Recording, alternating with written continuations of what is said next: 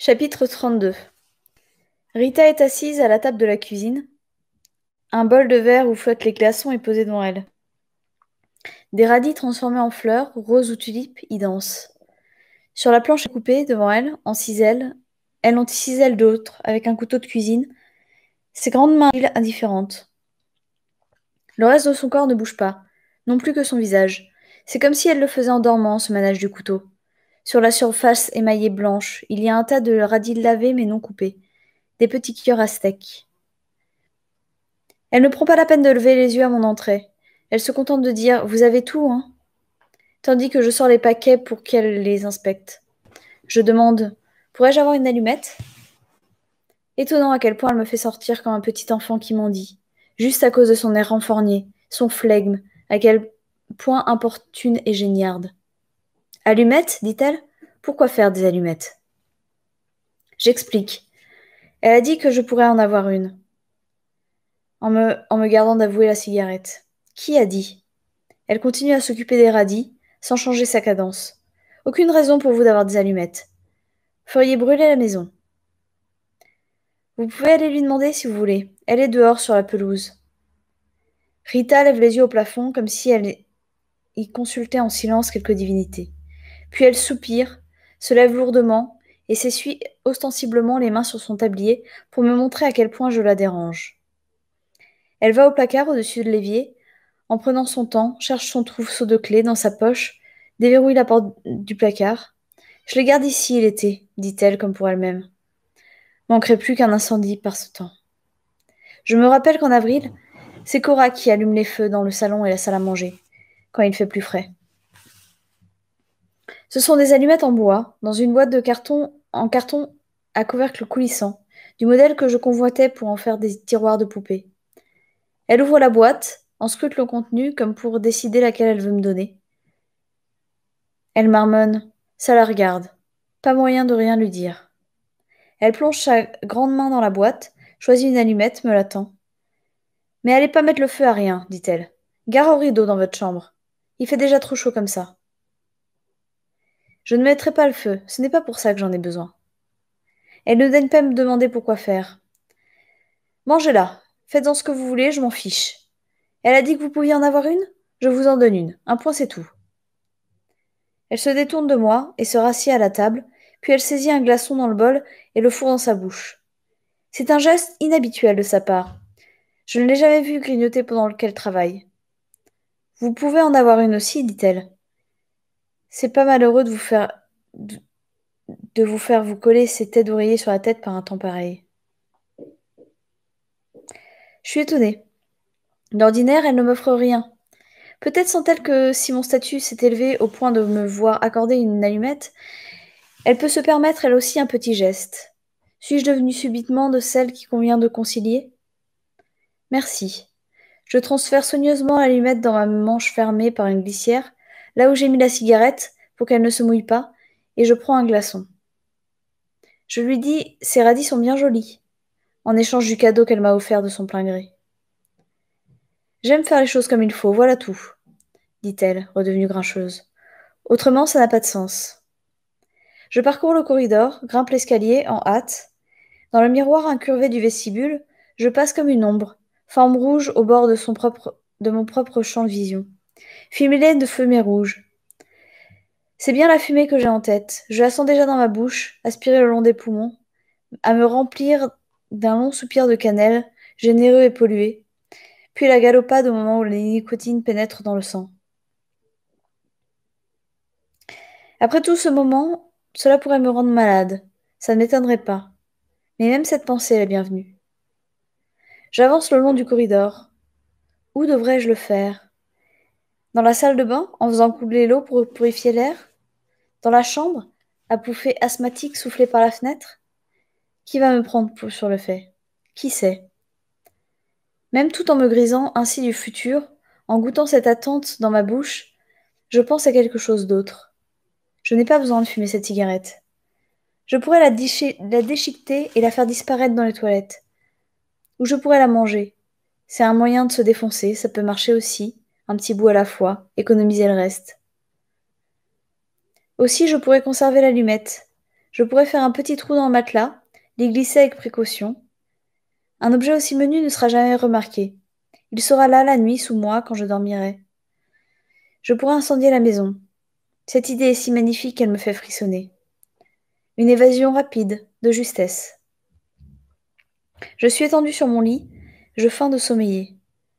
Le commandant, hier soir, les doigts réunis à me contempler tandis que je m'enduisais les mains de lotion huileuse.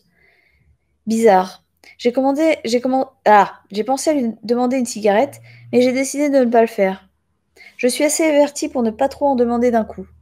Je ne veux pas qu'il pense que je l'utilise, et je ne veux pas non plus l'interrompre. Hier soir, il a bu un scotch à l'eau. Il a pris l'habitude de boire en ma présence, soi-disant pour se détendre à la fin de la journée. Je dois en déduire qu'il est sous pression. Il ne m'offre jamais à boire. Pourtant, et je ne le demande pas. Nous savons l'un et l'autre à quoi sert mon corps. Quand je l'embrasse pour lui souhaiter bonne nuit, son haleine sent l'alcool, et je l'inhale comme la fumée. Je confesse que j'y prends plaisir à ce coup de langue qui fleure la mauvaise vie. Quelquefois, après quelques verres, il devient stupide et triche au Scrabble. Il m'encourage à faire de même. Nous prenons des lettres supplémentaires et fabriquons des mots qui n'existent pas, comme truche et cripe, tout en souriant sottement. Parfois, il branche sa radio à ondes courtes et me régale d'1 ou 2 minutes de radio America Libre pour me montrer qu'il en est capable. Puis il l'éteint. Maudit cubain, dit-il. Toutes ces obscénités sur les pouponnières pour tous. Quelquefois, après les parties, il s'assied par terre à côté de ma chaise et me tient la main. Sa tête se tourne un peu plus bas que la mienne, si bien que lorsqu'il me regarde, ça lui donne un air juvénile. Ça doit l'amuser. Cette fausse soumission. C'est un grand ponte, dit Deglen. Il est tout en haut, vraiment au sommet. À ces moments-là, c'est difficile à imaginer. Parfois, j'essaye de me mettre à sa place. C'est une tactique pour deviner à l'avance comment il peut être manipulé dans son comportement à mon égard. Il m'est difficile de croire que j'ai un pouvoir sur lui, d'une sorte ou d'une autre, mais c'est pourtant le cas, même si ce pouvoir est un ordre équivoque. De temps à autre, je crois me voir, quoique confusément, tel qu'il me voit peut-être. Il y a des choses qu'il désire me prouver, des cadeaux qu'il désire m'offrir, des services qu'il veut me rendre, des tendresses qu'il veut inspirer. Il désire, c'est certain, surtout après quelques vers. Parfois ses propos prennent un tour plaintif, d'autres fois philosophique, où il tente d'expliquer des choses, de se justifier, comme hier soir. Le problème ne se posait pas uniquement aux femmes.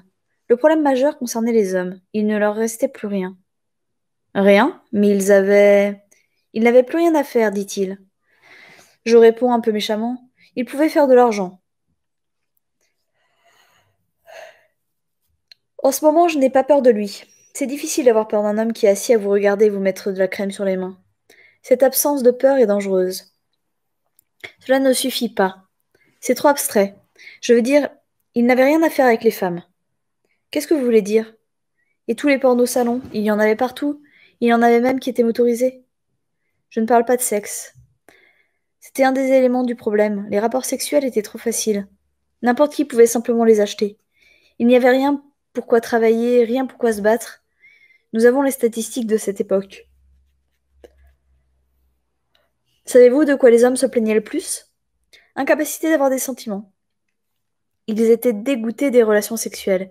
Ils étaient dégoûtés du mariage. Je demande, est-ce qu'ils ont des sentiments maintenant? Oui, dit-il en me regardant. Ils ont des sentiments. Il se lève, fait le tour du bureau, s'approche du fauteuil où je suis assise. Il me pose les mains sur les épaules par derrière, je ne peux pas le voir. J'aimerais savoir ce que vous pensez, prononce sa voix derrière moi. Je dis d'un ton léger, je ne pense pas tellement. Ce qu'il désire, c'est une intimité, mais je ne peux pas lui donner cela. Cela ne sert pas à grand-chose que je pense, n'est-ce pas? Ce que je ne pense n'a pas d'importance. C'est d'ailleurs la seule raison qui lui permette de me raconter des choses. Voyons, dit-il en appuyant ses mains un peu plus. Votre opinion m'intéresse. Vous êtes plutôt intelligente, vous devez bien avoir une opinion. Sur quoi? Sur ce que nous avons fait, la manière dont les choses ont tourné. Je me tiens parfaitement immobile. J'essaye de me vider l'esprit. Je pense au ciel, la nuit, quand il n'y a pas de lune. Je dis, je n'ai pas d'opinion. Il soupire, desserre les mains, mais elle les laisse sur mes épaules. Il sait fort bien ce que je pense. On ne fait pas d'omelette sans casser des œufs. Voilà ce qu'il dit. Nous pensions que nous pouvions faire mieux. Je répète mieux d'une petite voix. Comment peut-il penser que ceci est mieux? Mieux ne veut jamais dire mieux pour tout le monde, dit-il. Ça veut toujours dire pire pour certains. Je suis couché à plat, l'air moite au-dessus de moi est comme un couvercle, comme de la terre. Je voudrais qu'il pleuve. Mieux encore, un orage. Nuages noirs, éclairs, coups de tonnerre assourdissants. L'électricité pourrait sauter. Je pourrais alors descendre à la cuisine, dire que j'ai peur, m'asseoir avec Cora et Rita autour de la table de la cuisine. Elles admettraient ma peur, parce que cette peur-là, elles la partagent, et me laisseraient y participer. Il y aurait des bougies parfumées, et nous regarderions nos visages apparaître et disparaître au gré de leurs flammes, vacillantes, des éclairs blancs de lumière déchiquetée à l'extérieur des fenêtres. Ô Seigneur, dirait Cora, ô Seigneur, protégez-nous. L'air serait plus pur après, et plus léger. Je lève les yeux au plafond, vers les cercles de fleurs de plâtre. Dessinez un cercle, entrez-y, il vous protégera. Au centre, il y avait le lustre, et du lustre pendait un morceau tordu de drap. C'est là qu'elle se balançait, légère comme une pendule. Comme on pouvait se balancer, enfant, suspendu par les mains à une branche d'arbre. Elle était en sécurité alors, complètement protégée, au moment où Cora a ouvert la porte. Quelquefois, je crois qu'elle est encore ici avec moi. Je me sens enterrée.